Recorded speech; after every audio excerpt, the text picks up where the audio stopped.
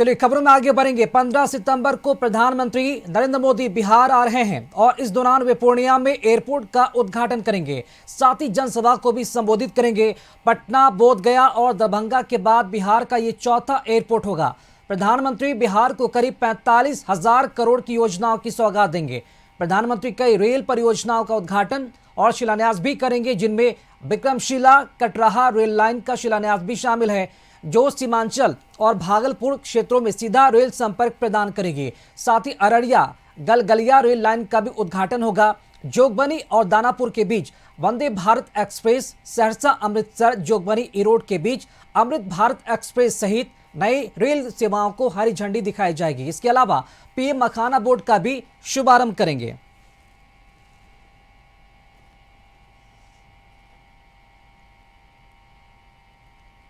तो प्रधानमंत्री नरेंद्र मोदी का कल पूर्णिया दौरा होने जा रहा है और बिहार में विधानसभा चुनाव नजदीक और चुनाव से ठीक पहले पीएम मोदी का यह दौरा काफी अहम माना जा रहा है।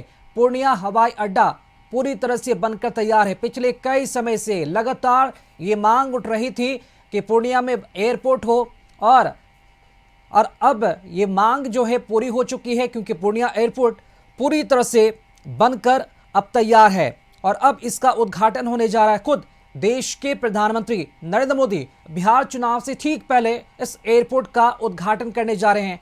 15 सितंबर यानी कि कल का वो ऐतिहासिक दिन होगा जब पूर्णिया और सीमांचल के लोग इस हवाई अड्डा का अधिक से अधिक फायदा उठा पाएंगे। और एक तरह से देखा जाए तो वर्षों से जो ये लंबित पड़ी मांगे थी वो पूरी हो गई, क्योंकि पूर्णिया एयरपोर्ट बनकर अब तैयार हो गया है।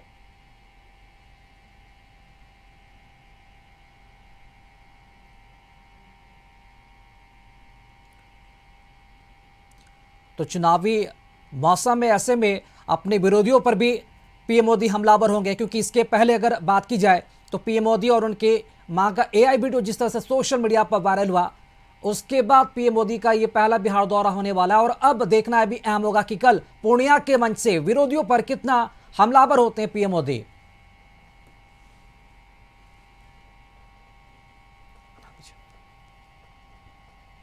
और चलिए इसी खबर पर अधिक जानकारी और बातचीत करने के लिए हमारे साथ वरीय सहयोगी आनंद विजय जी इस वक्त हमारे साथ लाइव जुड़ चुके हैं। आनंद विजय जी, 15 सितंबर यानी कि कल पीएम मोदी का बिहार दौरा होने वाला है। पूर्णिया एयरपोर्ट लंबे समय से इसकी मांग हो रही थी, अब ये मांग पूरी हो गई है क्योंकि पूर्णिया एयरपोर्ट बनकर तैयार है। अब चुनाव से ठीक पहले पीएम मोदी का बिहार आना, पूर्णिया एयरपोर्ट का उद्घाटन करना, क्या लगता है कितना ये दौरा अहम माना जाए?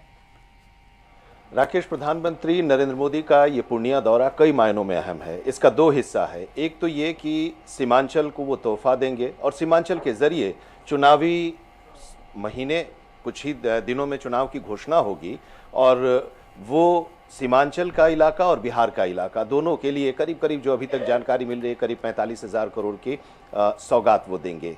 और इसमें जो सबसे अहम है वो मखाना बोर्ड की घोषणा प्रधानमंत्री नरेंद्र मोदी करेंगे और ये जिसका जिक्र और इसकी बात वित्त मंत्री ने अपने बजटीय भाषण में किया था। तो एक बड़ा फायदा होने वाला है।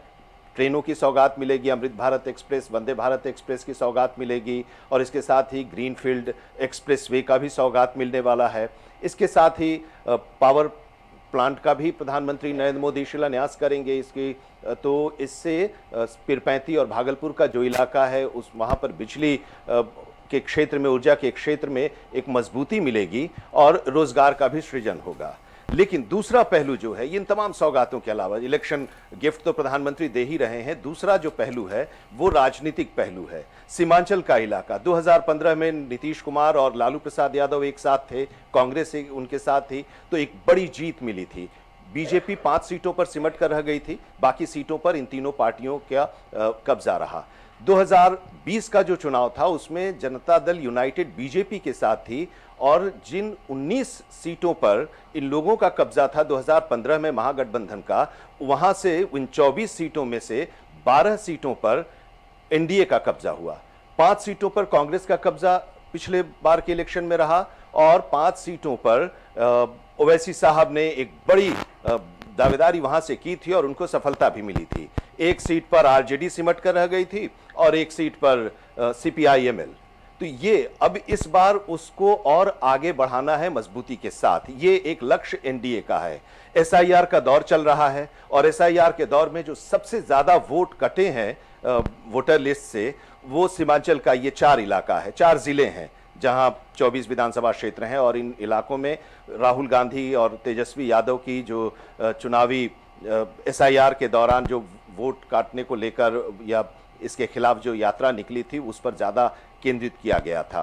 तो वो इलाका जो है, ये 4 जिला कटिहार है, अररिया है, पूर्णिया है और किशनगंज है। ये मुस्लिम बहुल इलाके हैं। किशनगंज में करीब 65% से ज्यादा मुस्लिम वोटर्स हैं। इसके अलावा बाकी जो 3 जिले हैं, इसमें ऑन एन एवरेज 40 से 45% वोटर्स हर जिले में हैं।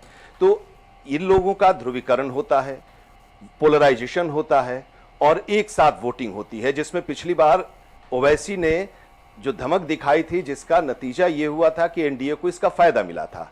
अब प्रधानमंत्री आ रहे हैं, याद कीजिए पिछली बार जब प्रधानमंत्री गया में आए थे, उसके बाद माताजी की को लेकर गाली का जो मामला सामने आया था एसआईआर के मुद्दे पर वोट अधिकार यात्रा के दौरान, तो उसको लेकर वीडियो कॉन्फ्रेंसिंग के जरिए प्रधानमंत्री ने संबोधित किया था बिहार के लोगों को और देश के लोगों को।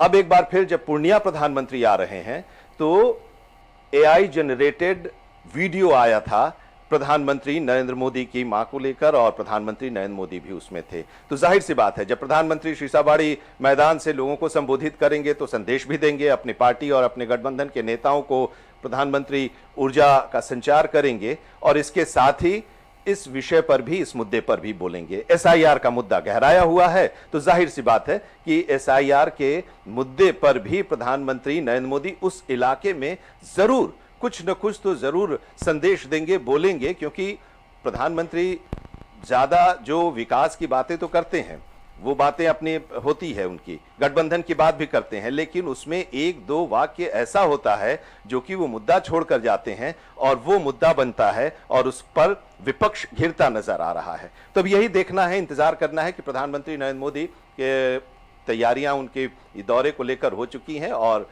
अब प्रधानमंत्री का जो संबोधन होगा उस संबोधन पर एनडीए के लोग तो हैं ही कि क्या बोलेंगे, लेकिन साथ ही साथ महागठबंधन और विपक्ष भी इंतजार कर रहा है कि प्रधानमंत्री कौन सा ऐसा गोला दागेंगे अपने भाषण के जरिए, अपने संबोधन के जरिए, जो कि उन पर भारी पड़ने वाला है। जी चलिए, बहुत शुक्रिया आनंद विजय जी खबर पर जानकारी देने के लिए। तो निश्चित तौर पर कल बड़ा दिन होगा एनडीए खेमे के लिए, क्योंकि कल उद्घाटन का दिन है, संबोधन का दिन है पीएम मोदी के लिए और विरोधियों के लिए एक तरह से देखा जाए तो कल बड़ा मंच होगा पीएम मोदी के लिए उन पर निशाना साधने का। रुक रहे हैं छोटे से ब्रेक के लिए, लौटेंगे चल।